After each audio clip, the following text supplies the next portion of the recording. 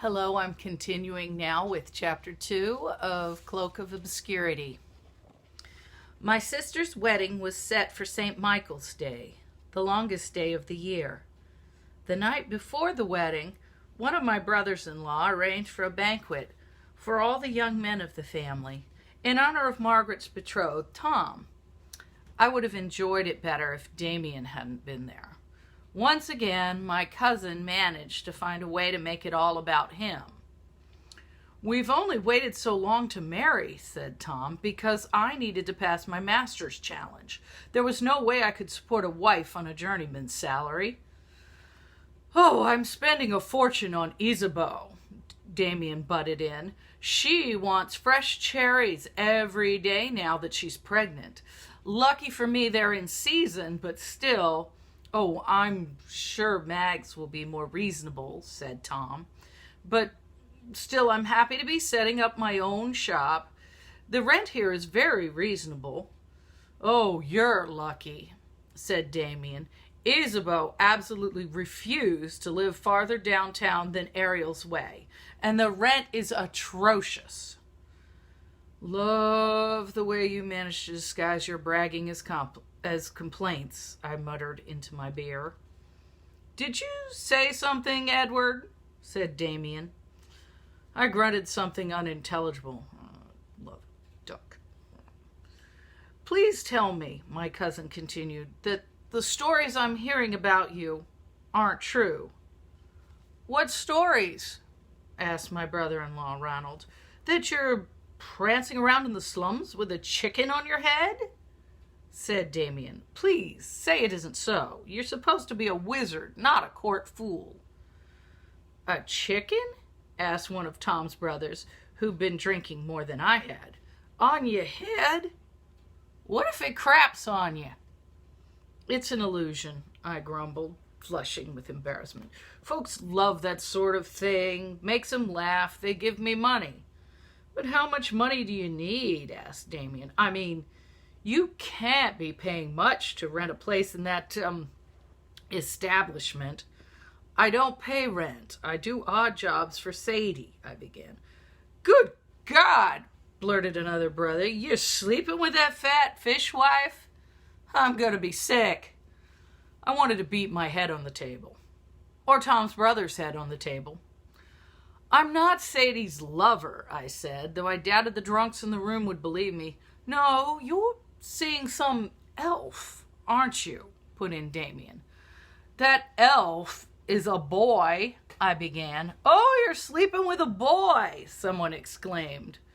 I was saved from having to fight half the room by a knock on the door. "Who's that?" someone asked.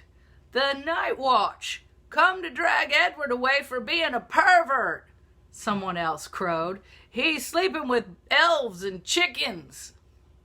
As Ranald got up to open the door, I took the opportunity to leave the table and hide in the corner with my beer. I needn't have bothered.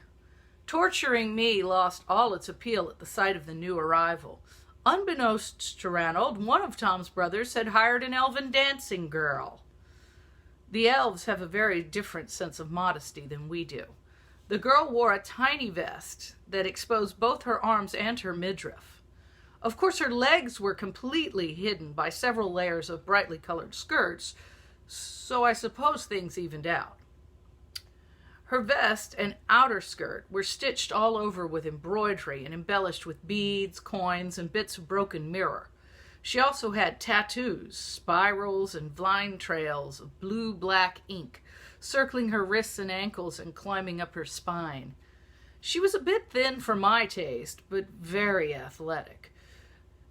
Tom helped Ranald clear the remains of supper off the table. The girl vaulted onto the tabletop, turning it into a makeshift stage for her apparently boneless display of writhing, undulating movements.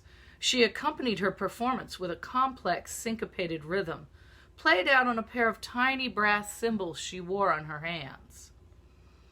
"Don't touch her. The city guard'll have you arrested for whoring," someone called out as one of Tom's brothers leaned close to the table. A little voice in the back of my mind. probably my mother's. Wondered why this sort of dancing was even permitted, if it was so close to whoring and immorality that the touching the girl would be illegal. I drowned that voice with beer. Eventually the party wound down. I think what finally killed it was one of the brothers being sick in a corner. Or maybe the other brother starting to take off his clothes. Somebody suggested I escort the dancer home. Everyone seemed to think that was funny. I thought it was funny too. Of course, by that time, I thought even Damien was funny. Outside Tom's place, the air felt fresh and cool. I took the girl's arm in what was meant to be a gallant gesture. She politely kept me from falling over as I tried to get my bearings. The torches along the street seemed to be wavering more than usual, and my stomach didn't feel quite right. After a few minutes, I remembered what I was supposed to be doing. What's your name?" I asked graciously. "Illyra," she said. "Ah, pleased to meet you, Illyra," I said. Standing this close to her, her perfume was stronger than even my sweat. I recognized it as a mixture of amber and cinnamon, money oil. Where you live?" I asked. "Pardon me?" she asked in the deep, mellow accents of the elves. I belched. Your house. Where is it? I'm supposed to take you home." "You wish to go to my home?" she asked. "Yep." "As you wish, my lord." She did a very good job of keeping me standing as we made our way through the sleeping city to the south gate. The night watchman only smirked as he let us pass. Obviously, I wasn't the first drunk to make a midnight visit to the elves' quarter that night. I paused on the bridge long enough to lean over the side and relieve my stomach of some of its contents. I felt much better after that. Illyra paused before the door of a low, dark dwelling. "We shall have to be quiet, my lord," she whispered. "Huh?" "My mother and sisters are asleep by now." "This is your house?" "Yes, my lord. If you could please keep your voice down." "Well, you're home. I get you home. Good night." The elf maid gave me a puzzled look. "You aren't staying?" "No, gotta go home." "Why?" She put her hands on her hips, swiveling them in a way that caused the mirrors on her skirt to dazzle my eyes. I blinked and suddenly realized why everyone had thought my taking her home was funny. "Oh," I said, you thought that no, thank you, no." Even in my inebriated condition, I held fast to my opinion that love that was paid for was no love at all. "Sorry," I babbled, "sorry." Illyra smiled at me, the first genuine smile I'd seen from her all night. "Are you sure you don't want to stay? I mean, just to sleep." "No, I'm a-going home." "Are you sure you can find your way?" "I'm a wizard. Wizards don't get lost. I'll find my way." And with that, I turned on my heel, staggered back to the bridge, and got lost. Not that I realized it at first. The torches had all burned out by now, and the city was dark and silent. The summer stars were thrown across the sky like the spangles on Illyra's clothes, and I was drunk as any squire at his first tourney. Still, I was unhappy. All I could think of was Damien's boasting, and how happy he was with his wife, and how happy Tom would be with Mags. And here I was, with the only woman noticing me, an elvish harlot. I thought about Damien and the other wizards of the kingdom, men with power and reputation. I thought about how I spent my time scrubbing pots at the Snake and Egg and casting trifling spells for fishermen and drunks. When I didn't have a chicken crapping on my head, I was utterly insignificant in the grand scheme of the world. All the good jobs were given to men older than I was. I'd never get enough work to survive. No one important knew my name. No one ever would. Wine, wine, wine, wine, wine. Oh my God. I paused to get my bearings. Some tiny sober corner of my brain told me that I was drunk and melancholy. I decided I'd better roll myself home to bed before I did something truly unwizardly, like fall out in the gutter. Then I realized I didn't know where home was. Looking around, I saw a light still lit in a tavern down the road and slowly wove my way over to ask for directions. On my way in, I found myself confronted with a brawny man on his way out. My eyes were dazzled by the tavern's torches, and I couldn't make out his features. He apparently could see mine. "Hey," he said in a vaguely familiar voice. "It's you. What are you doing here?" "Asking directions?" I said honestly. "Sure you are. You're that wizard, aren't you?" "Yeah," I said, still trying to place the voice. "Well, here's what I think of wizards." Something collided forcefully with my face, and the ground rushed up to meet my back with a bone-jarring thud. The last thing I heard was the ringing of temple bells far away. Some considerable time later, I opened my left eye. My right eye wouldn't open. The sky was turning pale. I was wet. Painfully, I climbed up out of the gutter and looked about me, moving my head slowly lest it burst apart. I aimed myself in the direction of the approaching dawn. The Snake and Egg was on the east side of town. I'd find it eventually, or I'd tumble off a dock into the sea. At that point, I didn't care much. I found my way home. The doors were still barred for the night. After several unsuccessful minutes of trying to raise the bar with the power of my mind, I gave up and forced it with my ritual knife. Magic works better when one is sober. I edged around the doorframe and lowered the bar silently. I began to think I might actually make it back to my room undetected until, in a moment of irony, I staggered into Sadie's shrine to Saint Cyprian, pot-bellied patron of brewers. The rotund wooden figure clattered to the floor and grinned up at me impishly. The saint probably thought this was funny, I reflected. Out of all the archangels, Cyprian seemed to be the one with the best sense of humor. Probably why he'd invented beer. "Oh, flesh and blood," hissed Sadie, coming on me suddenly with a lamp in hand. I squinted against the light. "What have you done to yourself?" "Oh, never mind. I'll see to your eye." You need to..." I began trying to remember the appropriate charms and potions. Not an easy task, since my head was full of angry pixies beating each other with clubs. Or at least it felt that way. "Oh, I know," she said, gripping my arm and dragging me through the darkened dining hall. Sadie navigated the benches and tables unerringly in spite of her bulk, but I barked my legs against every bench we passed. "Ow," I whimpered, as Sadie Frog marched me up the stairs to my room. My room at the Snake and Egg was really nothing more than the end of the upstairs corridor, closed off with a door. Faint light leaked through a narrow window with a wooden shutter, illuminating the room's contents. A rickety table, my cot, and 3 shelves, groaning under the weight of my books and potion bottles. Squeezing into the cramped space, Sadie shooed my cat Silk out of the way and dumped me onto the cot. The cloth had fallen from the mirror and hung on the back of my door. I got a glimpse of myself.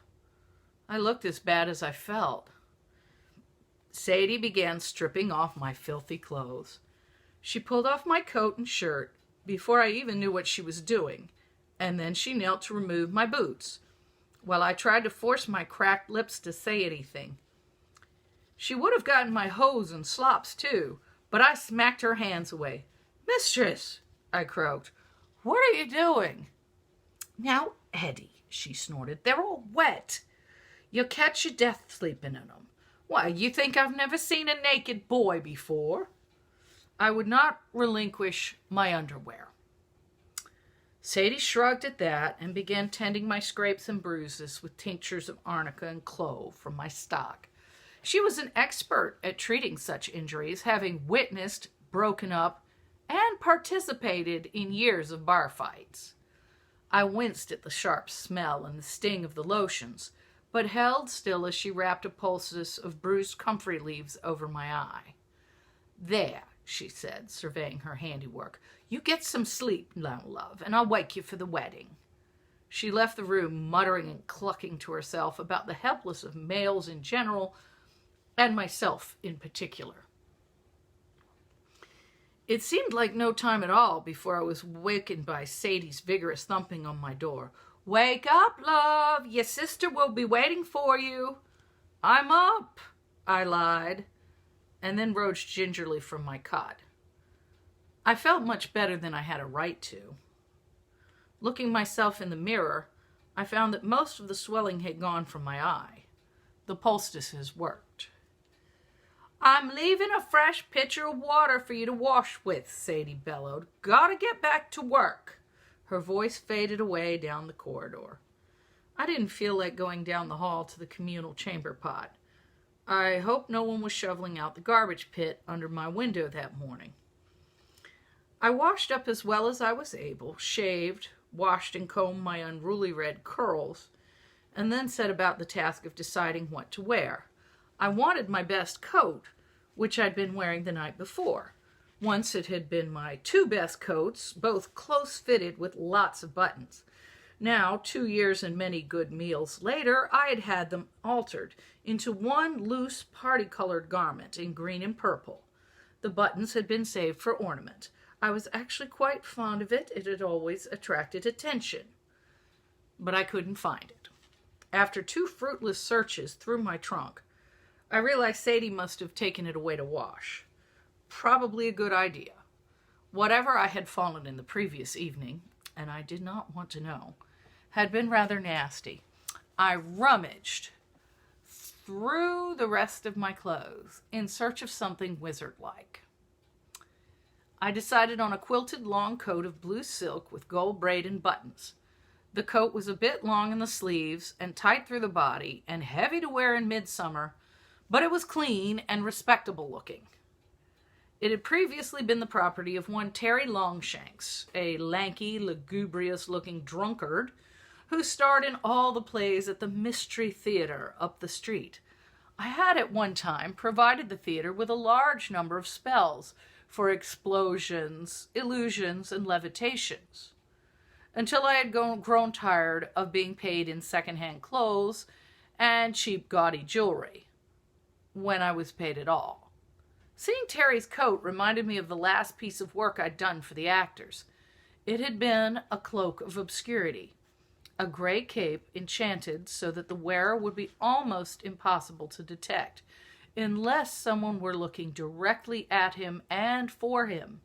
I had never delivered it to the theater since they had never paid me for the tiny slips of paper that turned into butterflies when dropped into water. I decided to carry it in my bag that night to wear home. I had no desire to be noticed by any more belligerent drunks. I managed to dodge Sadie's offer of breakfast on my way out, since the last thing my guts needed that morning was greasy eggs and more beer.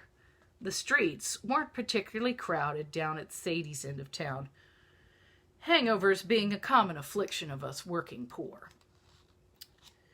The closer I got to the temple and the wealthy neighborhoods surrounding it, though, the more decent, prosperous, sober, upright citizens I ran into.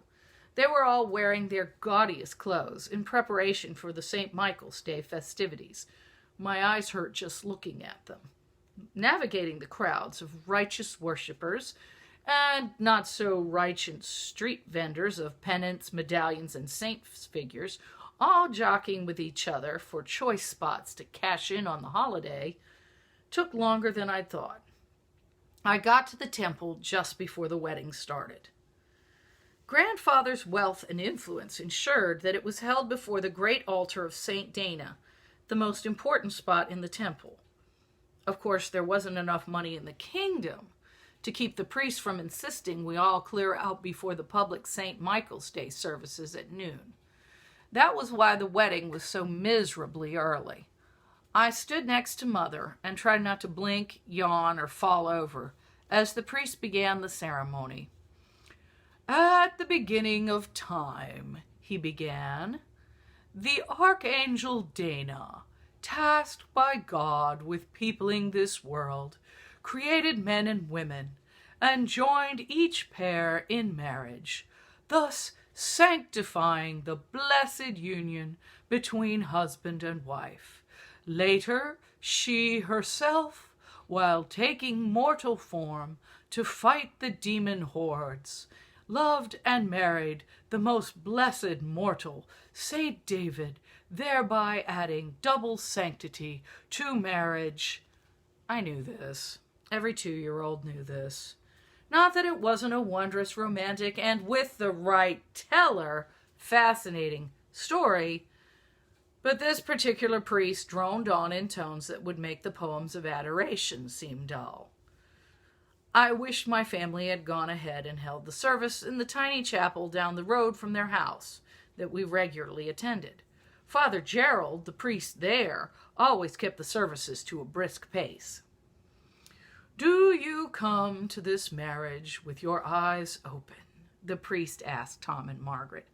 My sister's "Yes!"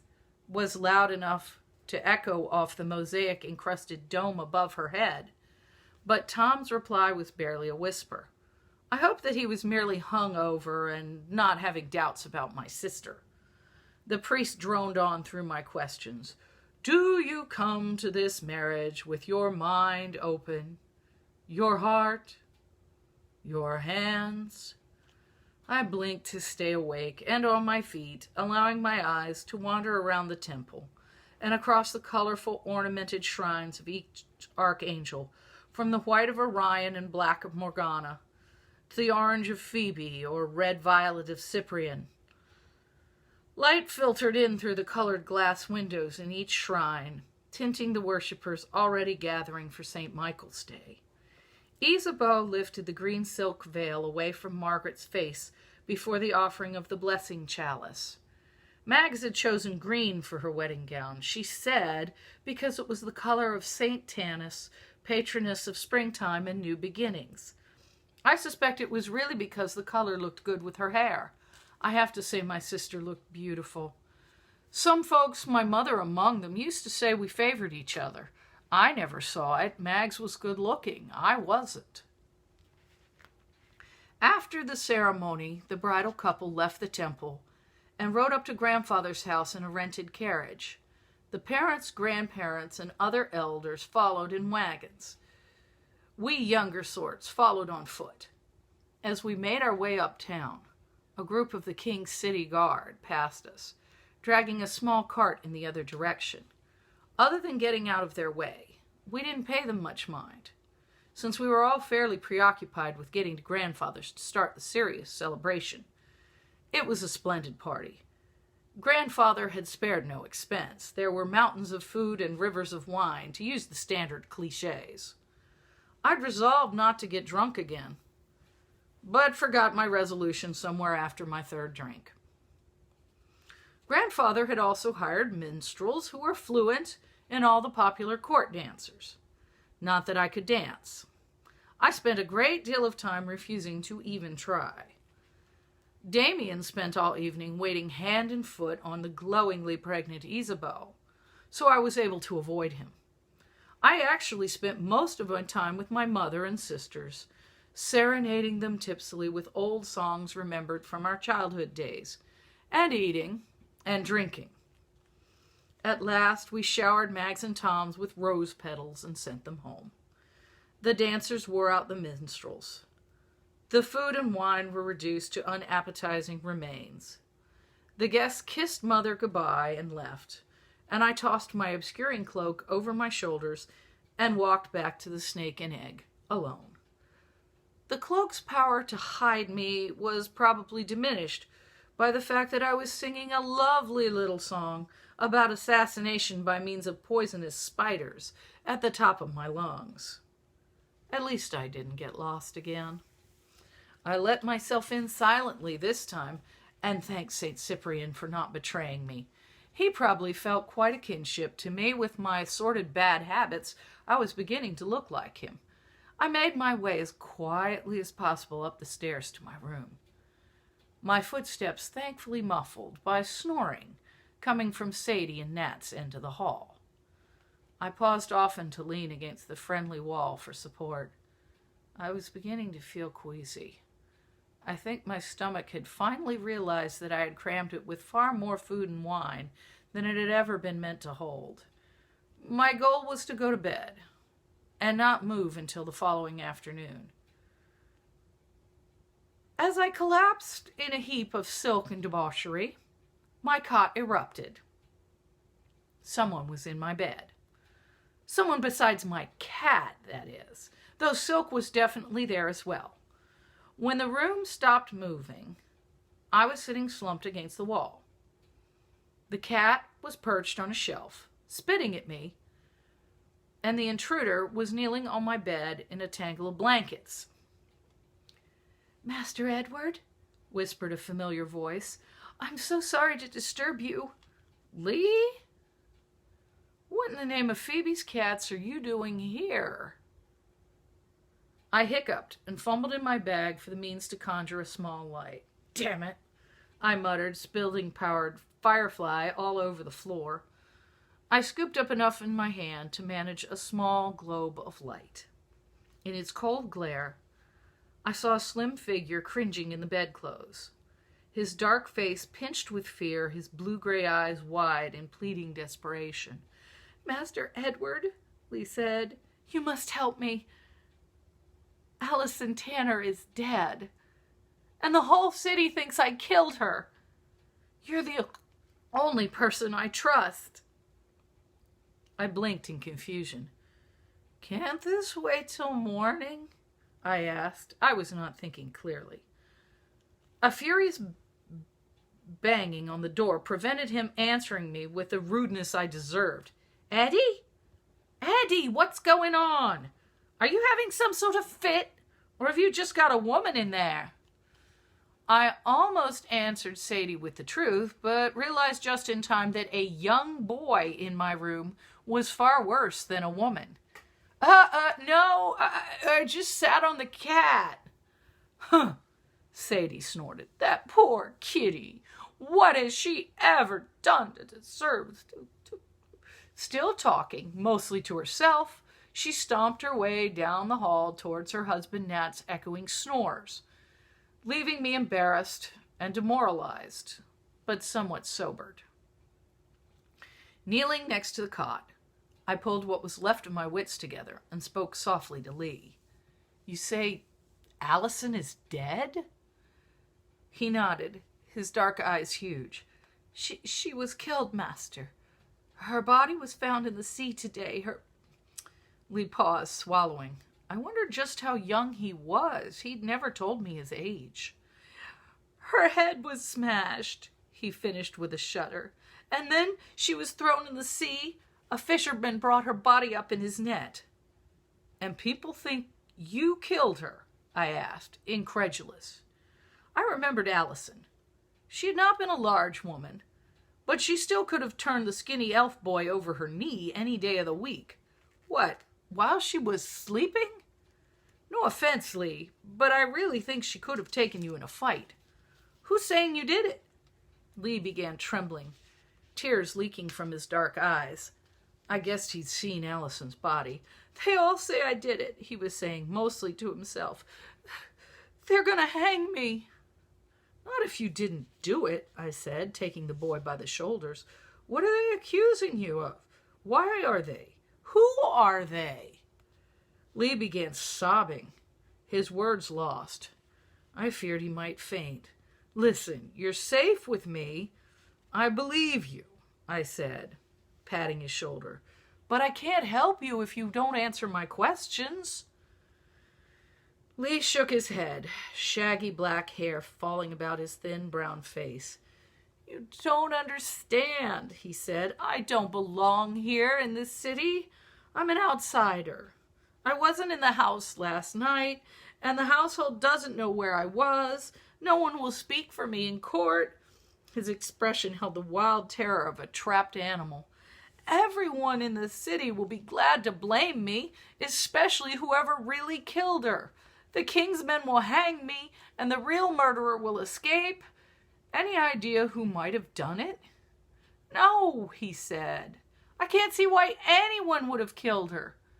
She was beautiful and friendly, and everyone liked her. I can't imagine anyone ever wanting to hurt her. I rubbed my eyes. It's too late, and I'm too damn drunk to make any sense of this now. You can stay here with me till morning. I'll protect you. Try and get some sleep. We'll figure this out tomorrow. I smiled wanly at the boy. I won't let anyone hurt you. Lee, I promise. Then you believe me? I snorted. Of course I do. Said I did, didn't I? Now try and sleep. I restrained him from giving up the cot to me. You stay there. I can sleep on stones tonight. I'll stay on the floor. He insisted on giving me the blanket. I balled it up under my head.